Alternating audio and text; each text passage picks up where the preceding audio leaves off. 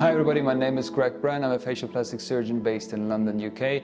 Today I want to introduce to you what we have as a lip kit, which is the Aftercare kit after having lip surgery with us.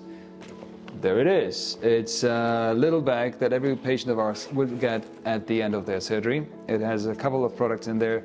First and foremost, so that you know what's in there, there's a little leaflet with the emergency number on the back. Only call us in emergencies and not when you need a pizza. And everything is explained in writing on this little leaflet. Now, the products that we have inside are all products that you need in the first couple of days/weeks after the surgery.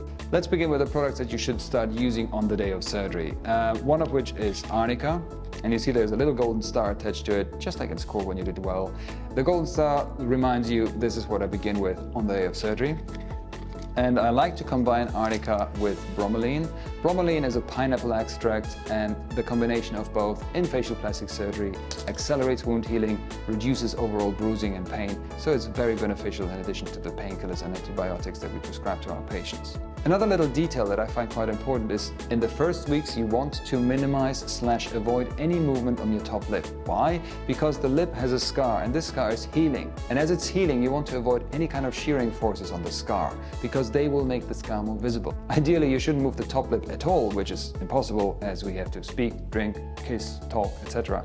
But you want to minimize it. And in order to minimize it also passively, meaning not you actively moving the lips, but the lips being moved, such as in brushing your teeth, we have this little fella. This is an interdental toothbrush, a brush that, when you take off the cap, a brush that you use between the gaps of your teeth to clean this area. So the very first product in the Aftercare kit is a cool pack. You pop the balloon inside, it turns cool, and you can cool the lips in the first couple of hours after surgery, which is helpful avoiding additional swelling. You can cool it at home, but it's important not to cool too much, because if you cool the lips too much, you're actually reducing the blood supply to the healing tissue.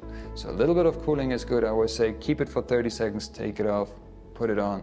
And this in the first 2 days overall does help with a reduction of swelling. Another little gadget that I like to give to my patients is this jade roller. It has a bigger roll on the one side and a smaller roll on the other side. And what I say to my patients is put it in the freezer or in the fridge, because as you have it then cold, you're not only massaging the swelling out, but you're equally cooling the tissue, just like you did in the first couple of hours.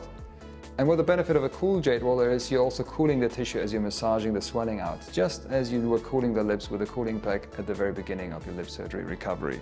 The stitches stay in place roughly anywhere between 6 to 7 days. We decide on an individual case basis, depending on the age of the patient, the skin type, and how everything is healing.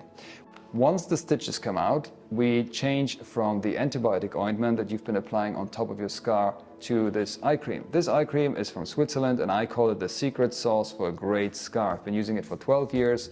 You can't really get it in the UK, and if you need it, just let me know, because I have a friend who is a pharmacist in Germany, and we get everything from there.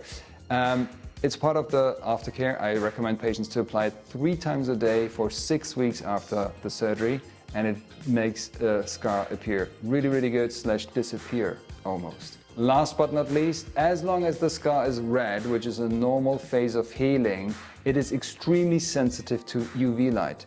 And what you want to avoid is the redness is caused by an inflammatory reaction, which is normal, create a chronic inflammation in the healing tissue. And UV light can cause such a chronic inflammation. And what happens then is your skin cells that change the color of your skin as you tan in sunlight will be activated through this chronic inflammation. And this results in a dark strip where once the scar set.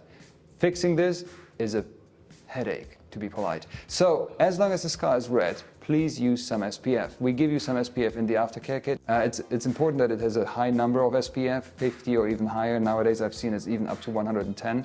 If you can get an SPF with a zinc product in it, it's even better. This needs to be applied on a daily basis, even if it's a rainy day in London, for as long as the scar is red. Thank you very much for watching this little video about the Aftercare kit. I hope you learned something. If you have further questions, feel free to reach out to us, either DM us on Instagram, send us a message on TikTok, YouTube, or just call us. And any details about us you will find on my website, www.gbalondon.com. I'm looking forward to hear from you. Bye.